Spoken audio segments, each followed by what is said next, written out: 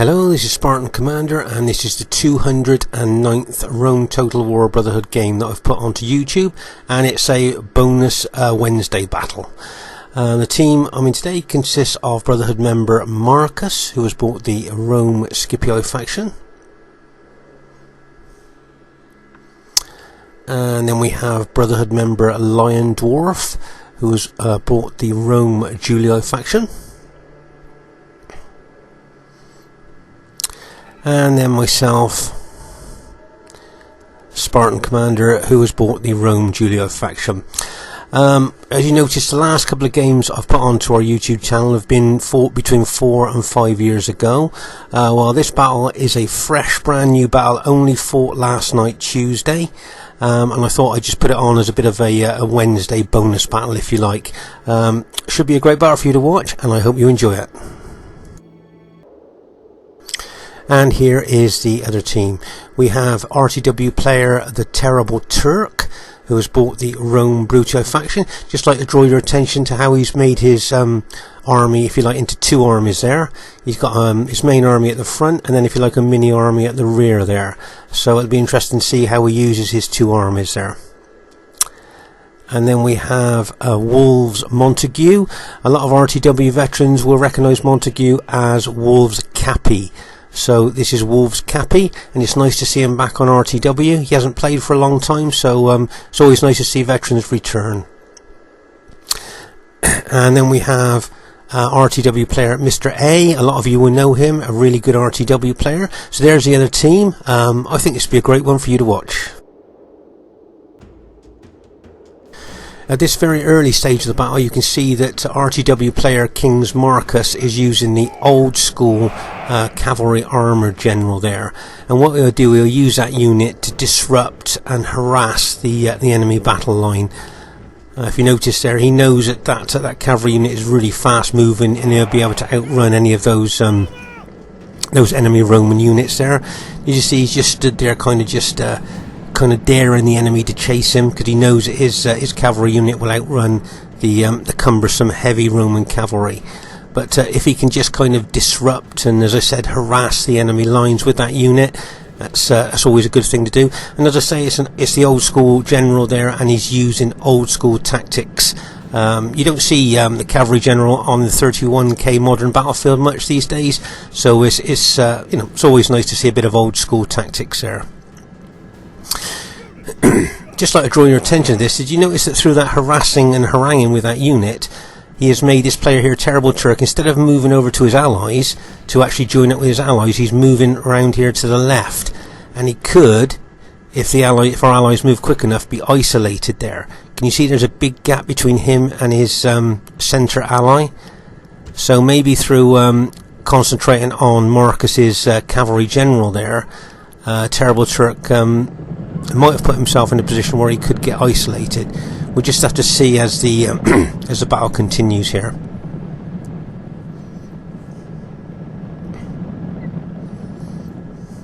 As I say, this battle was only fought last night, Tuesday, so if you like, the ink hasn't even dried yet, if you know what I mean. Bearing in mind that in the last few battles I've put on our channel, they have been 4 or 5 years old, so just thought I'd put a newer one on for you to watch for this Wednesday bonus battle. If you notice there, Lion Dwarf has noticed a gap between Terrible Turk and his ally, and I think what Lion Dwarf was thinking there was the isolation tactic of running his army in between the enemy armies there. But I think that his Brutii allies are moving across quite quickly there, so I think maybe we might have lost the opportunity there to have isolated that Terrible Turk on that flank. Though I see Landorf is still moving forward, probably still got the idea of maybe doing that, but as I said, I think the Brutii allies have moved across a bit quick there.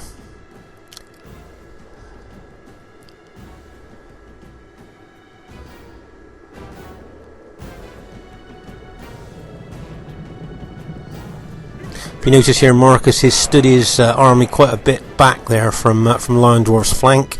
Probably seen the danger there, and now is moving his Scipii army forward now to cover obviously Lion Dwarf's right flank.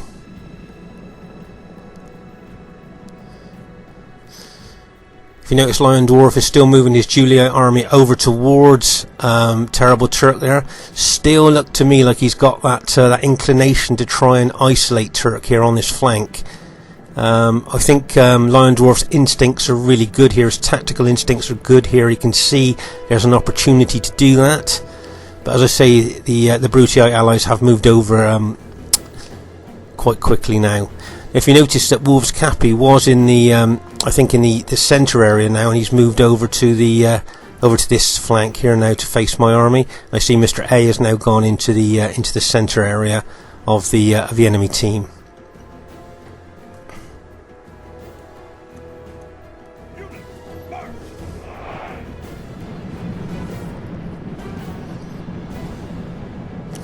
Looking at Cappy's army here, it wouldn't surprise me if he would try a flanking action there on our left flank. Meanwhile, over onto our right flank here, as I said, Marcus is the blue Scipii Roman army, and our allies are red and blue. So just if you look at the battle, you can tell that the red and blue team are our team and the enemy team are all green. So when the battle starts off and the units start getting intermingled, you'll be able to tell straight away what's happening by just at a glance. As you can see, remember we looked at Terrible Turk's army and he'd split his army into two. He made his army into two. Right, let's just pause the game for a second. As I say, he split his army into two. His main army here, he's going at the front of Marcus, and it wouldn't surprise me if this little army here, he made a flanking action round there on our right flank, backed up with all that cavalry. See Mr. A's cavalry and Terrible Turk's cavalry there ready to back up any infantry attack. So it could be a tactical attack here on our right flank.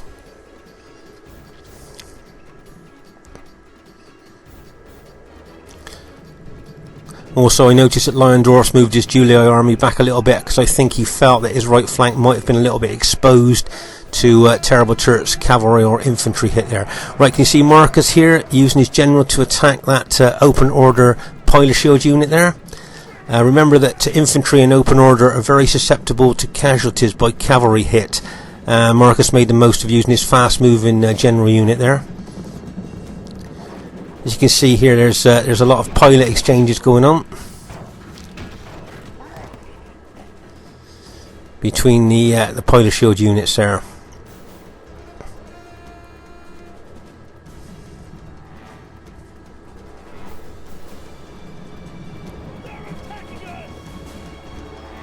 I think looking at our formation, we tend to look a little bit defensive here, and of course, if you go defensive, you then hand the if you like, the opportunity obviously to attack to the enemy team.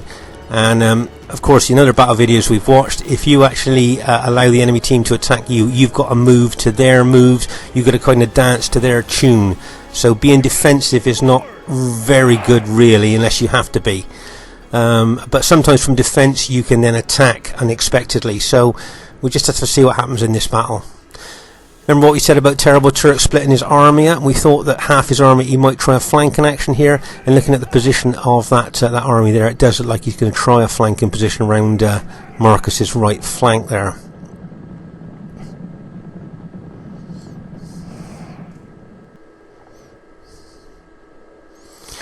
Right, so that's where they're looking to attack. If you notice, they've got all of Mr. A's cavalry as well as Terrible Turk's cavalry over there.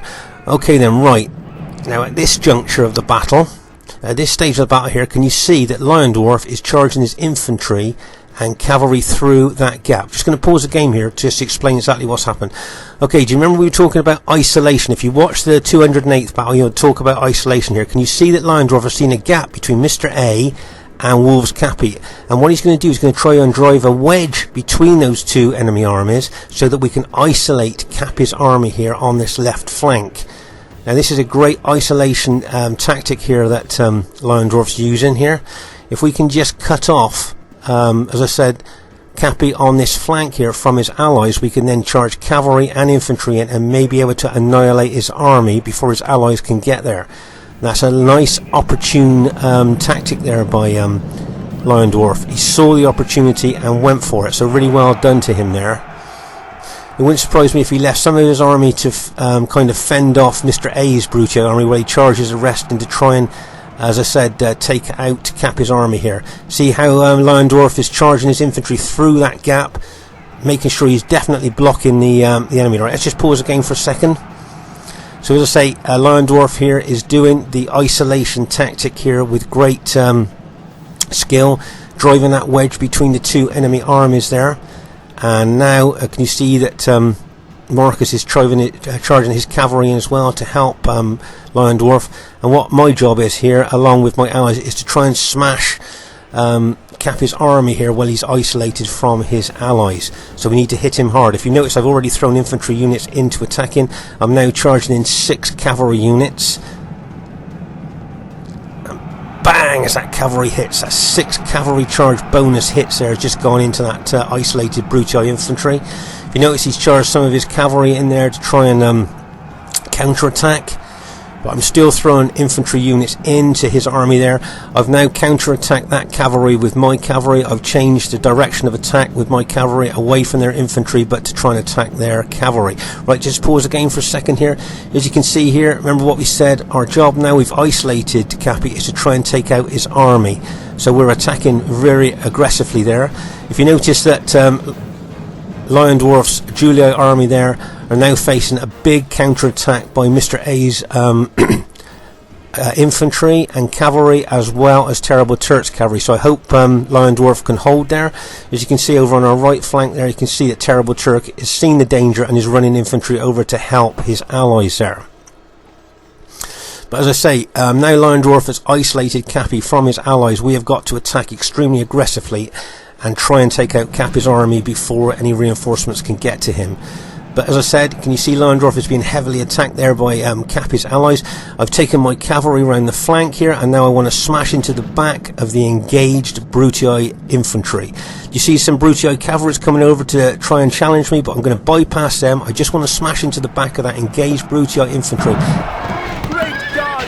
and try and take out as much of that Brutii infantry as I can, and then maybe I can charge infantry and cavalry into that Brutii cavalry that's attacking me. Okay, I've now switched direction with my cavalry. I've pulled it out from routing those Brutii infantry, and I'm now attacking the Brutii cavalry, and I'm running my infantry forward as well.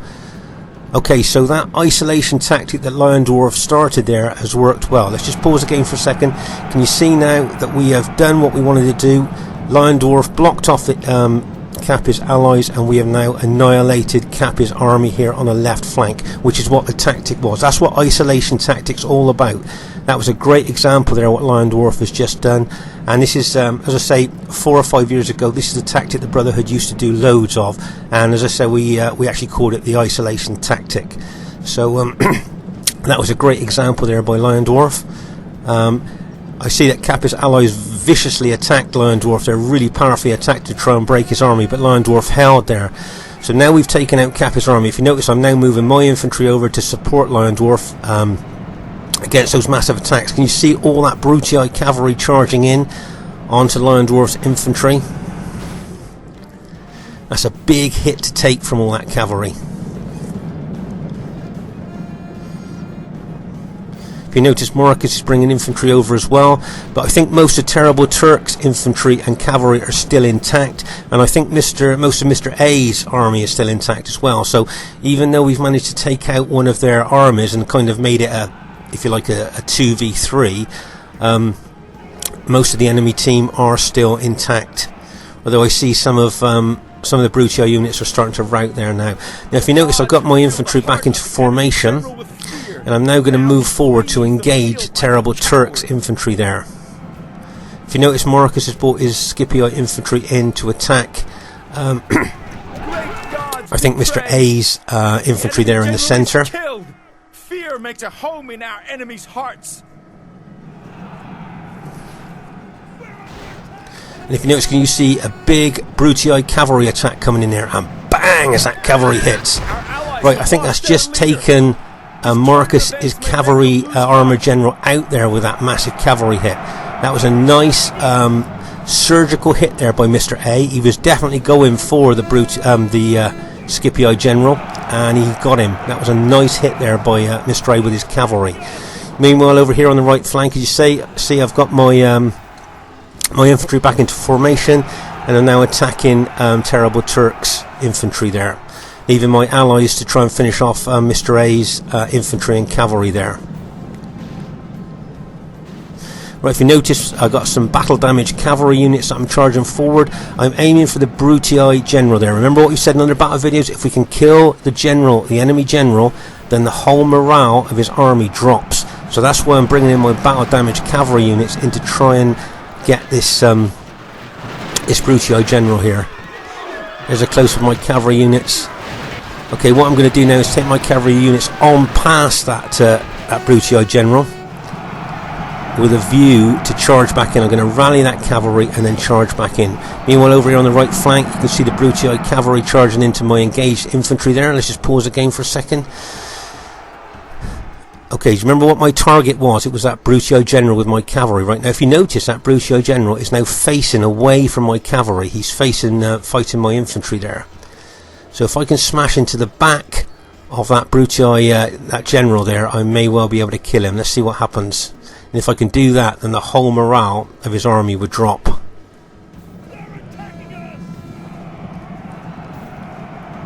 Bang! As that cavalry goes in. And we've managed to kill the enemy general is killed. Managed to kill the general there. And like I said, now the morale of all his troops will drop now.